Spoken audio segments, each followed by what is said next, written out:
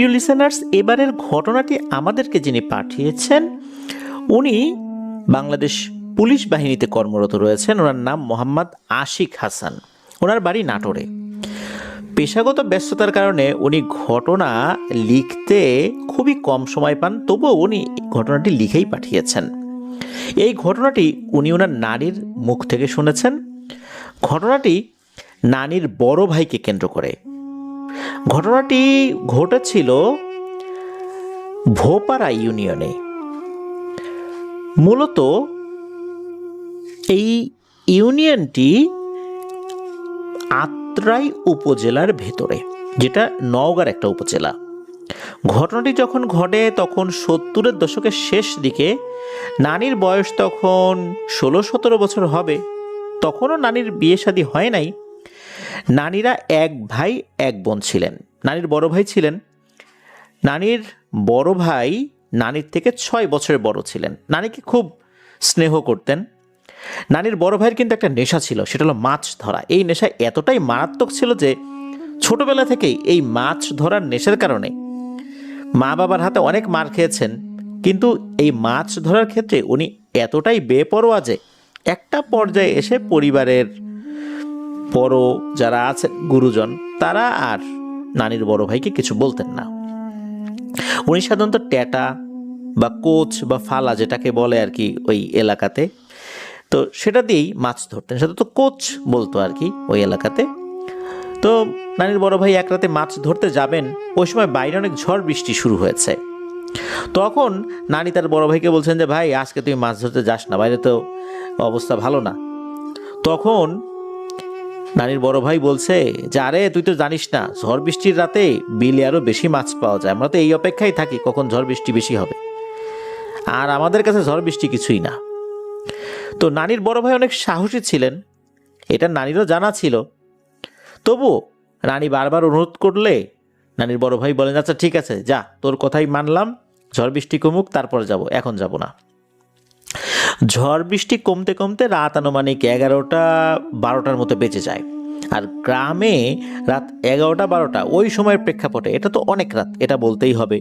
ওই সময় গ্রামের বেশিরভাগ মানুষ সন্ধ্যার পরপরই খাওয়া দাওয়া করে ঘুমিয়ে যেত। যারা এশার নামাজ পড়তো, অর্থাৎ যাদের এশার নামাজ পড়ে ঘুমানোর অভ্যাস ছিল, তারা এশার নামাজ পড়েই ঘুমিয়ে যেত। এরপরে কিন্তু জাগ্রত লোক গ্রামে খুবই কম খুঁজে পাওয়া যেত। সেই হিসাবে রাত 11টা বা 12টা বুঝতেই হবে অনেক রাত। বৃষ্টি যখন কমে যায়, ঝড়ও কমে যায়, তখন নানির বড় ভাই হাতে একটা কোচ বা ট্যাটা নিয়ে বের হন। সাথে ছিল 3 ব্যাটারির লাইট। তো বাসা থেকে উনি বের হয়ে গেছেন। বাসা থেকে বিলের দূরত্ব ছিল পায়ে হেঁটে 10-12 মিনিটের মতো। তো উনি যখন বিলে গিয়েছেন তখন উনি দেখেন যে আজকে অর্থাৎ ওই রাত্রে বিলে তেমন একটা লোক নাই বললেই চলে। যেহেতু ঝড় বৃষ্টি হয়েছে, বিলে মাছ ধরার জন্য লোকজন কম। কম বলতে একদমই নাই এটা বলা যাবে না, অনেক দূরে দূরে আছে যারা টর্চ লাইট জ্বালিয়ে মাছ ধরছে। দেখা যাচ্ছে মাঝে মাঝে আলো জ্বলে উঠছে, নিভছে, কেউ কেউ হারিকেন ধরিয়ে মাছ ধরছে। তবে সেই সংখ্যাটা খুবই কম, এই আর কি। উনি তো মাছ ধরতে শুরু করেছেন, মোটামুটি ভালোই মাছ পাচ্ছিলেন। এভাবে অনেকক্ষণ মাছ ধরার পর উনি হঠাৎ করে একটা বড় মাছ লক্ষ্য করলেন। মাছটা এতই বড় যে তারা দেখেই বুঝে গেলেন এটা বোয়াল বা গজার মাছ হবে। আস্তে আস্তে উনি যখন কাছে গিয়েছেন, উনি দেখতে পান আসলে এটা বিশাল বড় একটা গজার মাছ। কিন্তু একটা না, তিনটা গজার মাছ একবারে পাড়ের গা ঘেঁষে নড়াচড়া করছে। এটা দেখে তো উনি পুরোটাই অবাক। 3টা গজার, তাও এত বিশাল সাইজ। উনি দেরি না করে দ্রুত 3টার ভিতরে সবচাইতে বড় যেটা সাইজ আর কি, ওটার দিকে ওনার ওই ট্যাটা বা কোচ তাক করেছেন। তাক করেই প্রচণ্ড ক্ষিপ্রতার সাথে এই ট্যাটাটা মাথা বরাবর চালিয়ে দেন উনি ট্যাটা নিক্ষেপে এতটাই পারদর্শী ছিলেন যে ওনার লক্ষ্য সাধারণত আল্লাহর রহমতে ভুল হতো না। তো যেটাকে লক্ষ্য করে উনি ট্যাটা ছুঁড়েছেন, সেটার মাথার ভেতর দিয়েই মূলত এই ট্যাটা গেঁথে যায়, এবং এমনভাবে গেঁথে গিয়েছে যে রক্তে লাল হয়ে গেছে পানির অনেকটা অংশ। এত বেশি রক্ত বের হচ্ছিল, মনে হচ্ছিল একটা আস্ত গরুকে জবাই দিয়ে পানিতে ছেড়ে দেওয়া হয়েছে। রক্তে চতুর্দিকে লাল টকটকে হয়ে গেছে। টর্চ লাইট জ্বালিয়ে এটা তো উনি দেখতে পাচ্ছিলেন। উনি মাছটাকে আটকানোর জন্য পানিতে ঝাঁপ দিয়েছেন। এরপর মাছটিকে ধরেন তুলে আনবার জন্য। মাছটি এত বড় ছিল যে কোনোভাবেই উপরে ওঠানো যাচ্ছিল না। ঘায়েল হবার এত পরেও মাছটি ছোটাছুটি করছিল। আর বাকি দুটা গজার মাছ কিন্তু তখন অবধি বড় মাছটার কাছেই ছিল। কিন্তু কিছুক্ষণের মধ্যেই আস্তে আস্তে যখন মাছটি শান্ত হয়ে যায়, মারা যায়, তখন ওই গজার মাছ দুটি পানির ভেতরে চলে যায়। উনি তো দ্রুত মাছটিকে উপরে তুলে নিয়ে আসছেন। উনি দেখেন এটার ওজন অনেক বেশি, প্রায় 20 কেজির মতো হবে আনুমানিক। অবাক করা বিষয় হচ্ছে মাছটির মাথার উপর সিঁদুরের মতো দাগ ছিল। উনি এত কিছু না ভেবে মাছটি ঘাড়ে তুলে নিয়ে বাড়ির দিকে যেতে লাগলেন। কিছু দূর যেতেই পেছন থেকে অনেক কান্নাকাটির আওয়াজ আসতে লাগলো। আর একটা মোটা গলায় কেউ বলছে, মাছটি রেখে যাও, রেখে যাও। কণ্ঠটা অনেকটা মেয়েলি কণ্ঠের মতো। উনি কিন্তু এসবে বিন্দুমাত্র ভ্রুক্ষেপ না করে আপন মনে হাঁটছে। পেছন থেকে এবার খুবই কান্নাকাটির আওয়াজ আর অনুনয় বিনয় আসতে থাকে। বলছে যে মাছটি রেখে যেতে। উনি পেছন দিকে ঘুরে তাকান, দেখেন কেউ নাই। উনি আবার হাঁটতে হাঁটতে একদম বাসার কাছেই চলে আসছেন। তখন পেছন থেকে একটা মেয়ের গলায় কেউ বলে ওঠে, মাছটা তো রেখে গেলি না এত করে বলার পরেও, তবে বিক্রি করিস না, নিজেরা আর গরিব দুঃখী আর পাড়া প্রতিবেশীদেরকে নিয়ে খাস, উপকার হবে।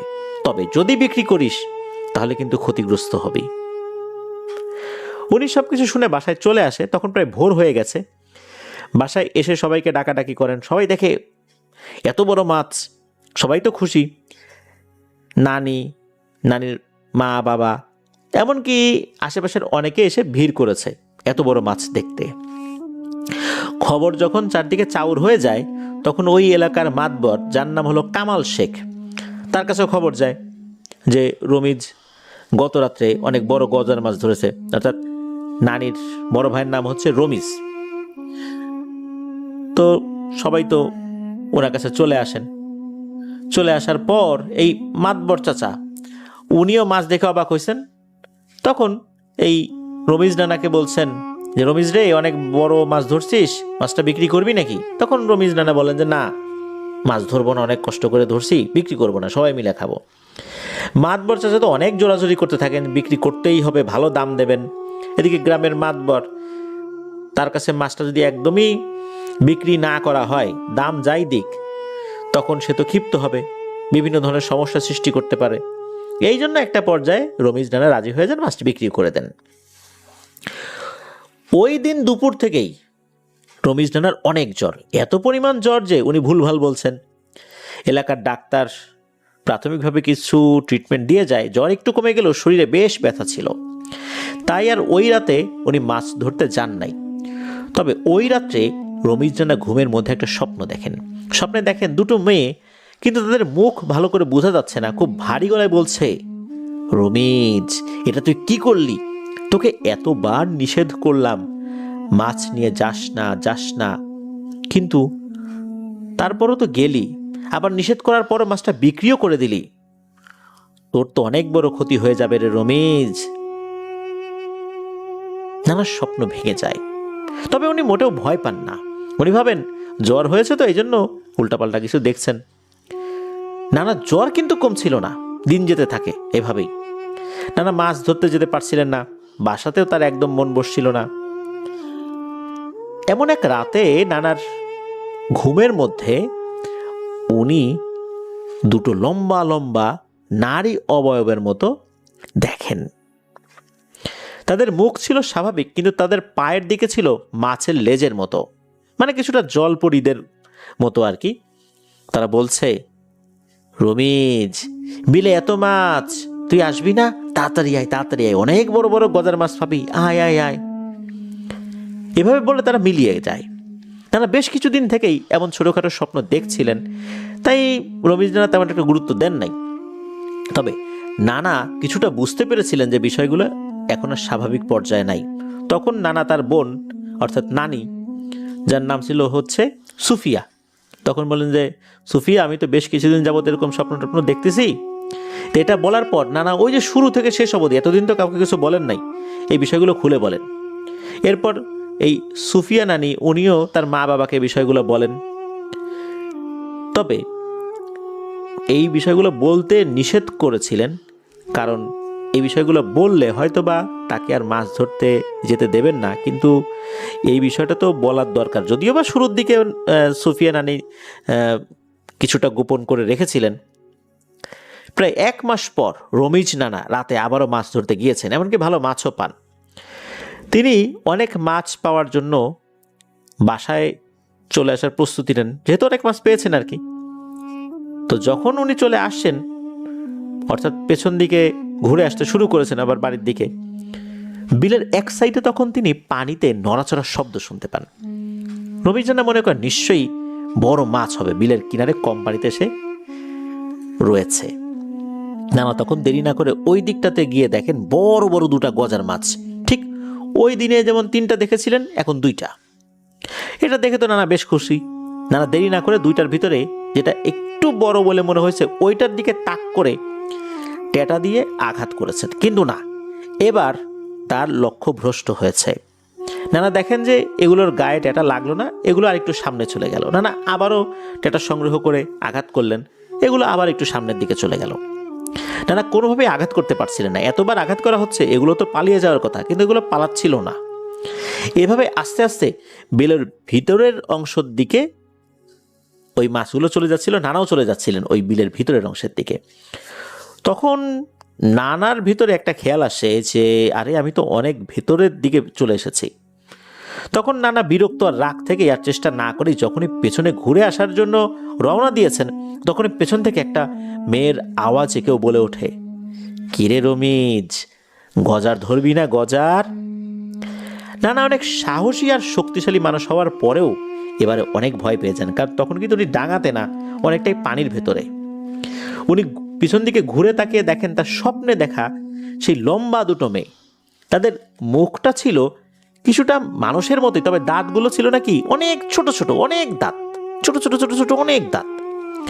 চোখগুলো টেনিস বলের মতো বড় বড় গোল, কিন্তু লাল টকটকে না, এগুলো ছিল সবুজ সবুজ এক ধরনের আলো চোখ থেকে ঠিকরে বের হচ্ছিল। কানগুলো ছিল অনেক লম্বা, আর পায়ের জায়গায় মাছের লেজের মতো। সেই অবয়বগুলো বলে ওঠে, রমিজ, তুই অনেক লোভী মানুষ, তোকে সেদিন আমরা কত করে অনুরোধ করলাম মাছটাকে রেখে যেতে, রাখলি না। তারপর বললাম নিজেরা এবং প্রতিবেশী মিলে খাবি, উপকার হবে, বিক্রি করিস না। তুই বেশি দামের আশায় তুই কি করলি, বিক্রি করে দিলি। তুই জানিস তুই যে বড় গজার মাছটাকে মেরেছিলি সে আমাদের বড় ভাই। আমরা পানির জিন, আমরা সাধারণত উপরে খুব কম উঠি। ওই দিন রাত্রে আমাদের বড় ভাই এবং আমরা 2 বোন ঘুরতে বের হয়েছিলাম, কিন্তু তুই আমার বড় ভাইকে মেরে দিছিস। যদিও বা এর জন্য তোকে দোষ দেই না, কারণ তুই জানতি না, তাই আমরা তোকে কিছু করি নাই, শুধু মাছটাকে রেখে যেতে বলেছিলাম।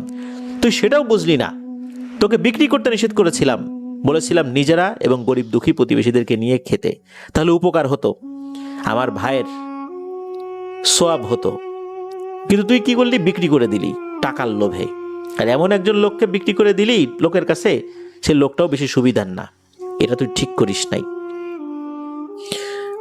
তুই জানিস না যে আমাদের গোষ্ঠীতে একটা নিয়ম আছে, আমাদের মধ্যে কেউ যদি মাছের রূপ নিয়ে চলাচল করার সময় মানুষের হাতে নিহত হয়, তখন সে পরিপূর্ণ মাছে রূপান্তরিত হয়ে যায়, তার মধ্যে জিনেদের কোনো বৈশিষ্ট্য আর থাকে না।